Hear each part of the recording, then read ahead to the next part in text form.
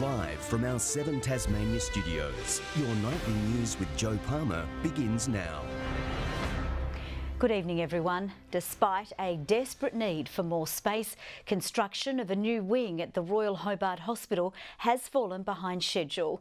The Health Minister revealing today the redevelopment will not be open to patients until February, stalling the opening of hundreds of new beds. This construction site to become the long-awaited addition to the Royal Hobart Hospital. But despite the desperate need for space, the development is running behind schedule.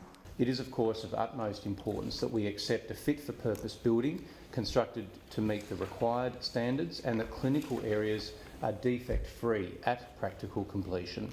The Health Minister revealing K Block won't be accepting patients until February. The revelation coming on the first day of budget estimate hearings, amid heated debate from all sides. Just making more rash political statements. I'm sorry, no, that does make a mockery of the committee process. The Minister also revealing $25 million has been spent in the past 9 months on fill-in hospital staff. As medical professionals struggle to keep up with demand, 9,400 people are waiting for elective surgery. And the wait continues for a low-cost surgical abortion provider, still not operating despite plans to be open at the end of last year. The key issue for the establishment of this service relates to the minor capital works required to bring the facility up to a suitable standard. Meanwhile, the Premier quizzed on replacement Spirit of Tasmania vessels. Labor questioning whether the shipbuilder's well-known financial difficulties could delay the project.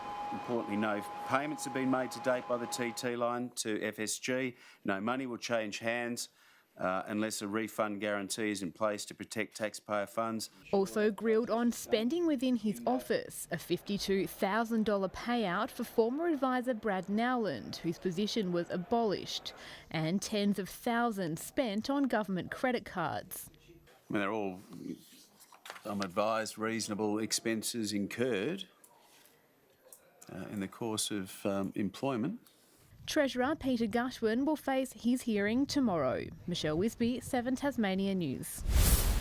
And Anthony Albanese's nationwide tour, focusing on what went wrong for Labor, has rolled through Tasmania for another day. And he already has a message for voters: blame the leadership for bad policies, not the MPs who've been shown the door. Turning to Tasmania to find out why it all went so wrong. At the Ravenswood Over 50s Club, Anthony Albanese says he'll listen to those who didn't vote for him and promises victory one day for those who did. On election night in March 2022, it's a celebration here in Lonnie. There's already one clear finding from the political post-mortem: Labor's policy to scrap franking credits.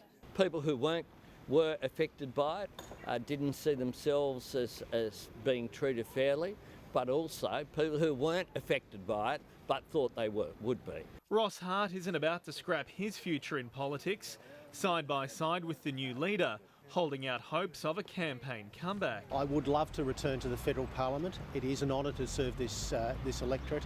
If I get the chance to do that, I'll put it boots and all. But for now, he'll have to wait as the painfully slow ballot count continues in Bass. Liberal Bridget Archer is leading on a margin of just 560 votes. She's expected to be declared the official winner in the coming days. Sean McComish, 7 Tasmania News. Tasmania has been cut off from the national electricity market again, with an unexpected outage of the Basilan cable. Luckily, the problem isn't with the undersea cable itself, as was the case during the 2015 breakdown that caused a costly energy crisis. The Tasmanian base of the Basilan cable has been the focus of restoration efforts today. The owners confirming an electronic issue at the Georgetown converter station forced the undersea cable offline yesterday. We understand that the fault's at the converter station, so something to do with the control system and the electronics. It's not a cable fault, so it's not like we had back in 2015. The repair expected to be a lot less complicated than the 2015 undersea cable break.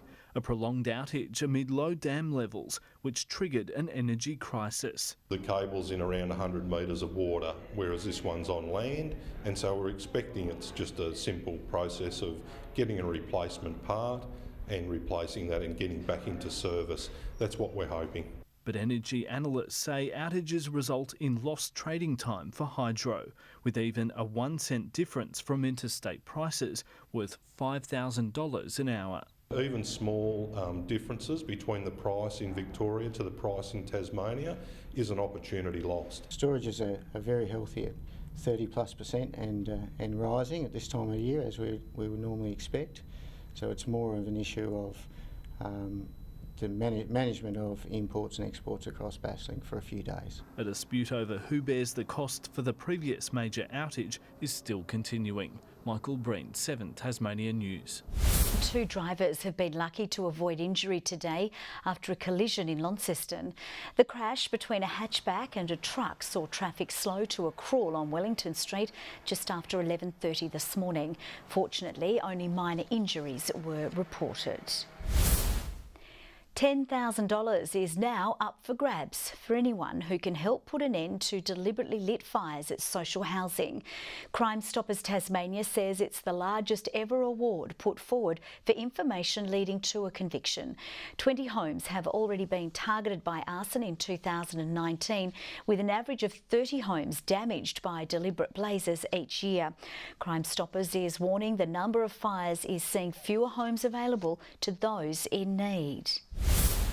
One of the largest studies into reducing the risk of dementia is being planned in Tasmania. Experts are recruiting for 10,000 people across the state for the landmark study into a condition that's still very much a mystery. Louise Carnell is one of many impacted by dementia. Her 90-year-old mother is living with the condition. My mum has Alzheimer's, and it's quite difficult. It was very difficult initially to actually accept that my mum had dementia. To help solve the mystery of dementia, the Wicking Centre is launching a landmark study, the Island Project. There are lots of studies out there that have been looking at the main risk factors, but many of these are retrospective. So this is the first prospective whole of population attempt to try and reduce the risk of dementia. 10,000 Tasmanians over the age of 50 are being recruited, taking part in a long-term study to see how actions they take reduce the risk of dementia. There's probably about 11 or 12,000 people with dementia in Tasmania currently. When we look out to the middle of the century, unless something happens, we're going to have about 30,000 people with dementia, and that's going to have a major impact on all of our health services. Well, this study is going to have global implications,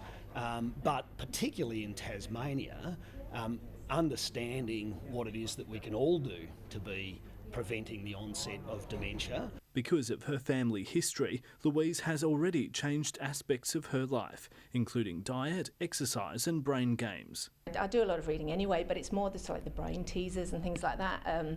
We try and do that as a family. But yes, we certainly, it's definitely made me look at things differently. The study hoping to find if these measures do in fact have an impact. Michael Breen, 7 Tasmania News. Tasmania's largest truffle farm has officially begun harvesting. Workers were assisted by some new 4-legged recruits today on the scent for the seasonal luxury. Meet Trigger, the truffle-detecting kelpie, whose nose is almost as rare as the world-renowned delicacy. Without the dogs, we would probably only find 10 to 15% of truffles that are in the ground. And they would be only ones that breach through the surface. The dog's nose is the most important thing on the farm during the truffle harvest season. Trigger and Adam spent today on the scent at the Truffles of Tasmania farm, joining 6 new recruits in kicking off what's predicted to be a bumper season.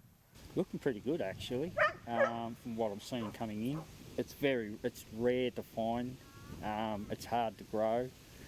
I think that's probably why it's so valuable. But it's not just the fairy truffle hunting experts who must finely tune their senses. Our noses definitely has to know the difference between strong aroma and mild aroma.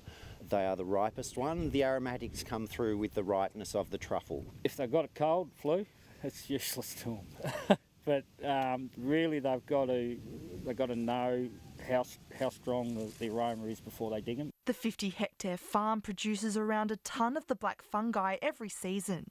And with fresh truffles selling at around $1,700 per kilo, it's certainly adding to the thriving local industry. I think it's a very important thing, along with all the other agricultural things. We're getting a wide variety of different farming pursuits down here, and that adds to it. And it's interesting. Harvesting will continue for the next 3 months, with growing set to begin again on the oak trees in November. Ruby Kamane, 7 Tasmania News. Lauderdale defender Josh McGuinness says his side is still a while away from realising its full potential this TSL season, despite the Southern Bombers surviving a third quarter scare against the Tigers at the Twin Ovals last Saturday to move to the top of the competition ladder with a 42-point win. We feel like we're going along pretty well at the moment. We've still got a lot of things in our game we want to fix, and we feel like we haven't sort of played a real big four-quarter offensive performance yet. The former Brisbane Lions recruit is set to play for the Tasmania Devils in this Sunday's under-25 representative match against Victoria Metro at UTAS Stadium before Lauderdale's round 11 clash with Clarence on June 15. And the votes are in for the RACT Insurance Player of the Year in the TSL after round 10, with Pies stalwart Jay Bowden awarded the 3 votes during his side's cruisy win over Clarence. 3 goals from Alex Heavey was enough to see him judged best on in Lauderdale's 7-goal win against Kingborough. And Blues young gun Miller Hodge was the standout for the side against North Hobart at Windsor Park. To the leaderboard, and Launceston midfielder Fletcher Seymour joins Lauderdale Sam Siggins on top with 9 votes, with a string of the competition's best 1 vote back. To soccer, and the NPL title race continues to heat up, with Olympia confident it can close the gap on Devonport following yesterday's impressive win over the Zebras. Meantime, the off-season break is officially over for the Tasmanian Tigers, who got stuck back into training today. Scott produced another contender for goal of the season in yesterday's 3-1 win over Hobart, with the Warriors keen to atone for their gutting Lacasseljak Cup semi-final loss to South Hobart. A massive turnaround for us. Great confidence booster, and I think, as you can see, that's exactly what we're capable of, and it's what we expect really from ourselves. With things tightening up at the top of the table, Olympia now sit just 5 points behind Devonport in the title race, with 7 of the side's last 12 games set to be played at the club's Warrior Park fortress. Everyone goes on about our scruffy plastic pitch and how bad it is, but it's home to us, and obviously teams don't like coming there because there's only been one team that got something from it so far. So I think absolutely it will play a big part. To cricket, and the Tasmanian Tigers' newest recruits were put through their paces today as the side began pre-season training with a 2-kilometre time trial at Bellreeve. I think the last few years Tassie have really gone up in the ranks, and they're a force to be reckoned with now, so I'm glad to be down here and joining with the group. Charlie Wakeham, the best of the bunch, and now hoping to build on some breakout performances with the bat last season. Make that spot my own at number 3, try and just get consistent. It's all well and good having good standout performances, but you've got to try and back them up. Aussie Test captain Tim Payne also doing a bit of fine-tuning ahead of August Ashes series. Meanwhile, the Hobart Hurricanes playing stocks have been given a big boost, with the club signing up-and-coming Australian and former Melbourne Renegades fast bowler Taylor Vlaminix for the upcoming WBBL season. Good evening. Temperatures today ranged from -3 on Mount Wellington to our top of 13 at Burnie, Devonport and the Bass Strait Islands. Hobart 10 and Launceston 11.